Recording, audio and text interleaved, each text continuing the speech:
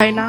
হয়তো আমরা ভালো ভালো খাবার খেতে পারছি না, ভালো জামা কাপড় পরতে পারছি না, কিন্তু একটা মানুষের জীবনে যেটা বেশি প্রয়োজন, সেই ভালোবাসার তো কোনো ঘাটতি আমাদের নেই। অনেকের অনেক টাকা পয়সা আছে, দামি বাড়ি আছে, গাড়ি আছে, কিন্তু তাদের মনে সুখ নেই। আমি তোমাকে নিয়ে, আমার মেয়েকে নিয়ে অনেক সুখে আছি।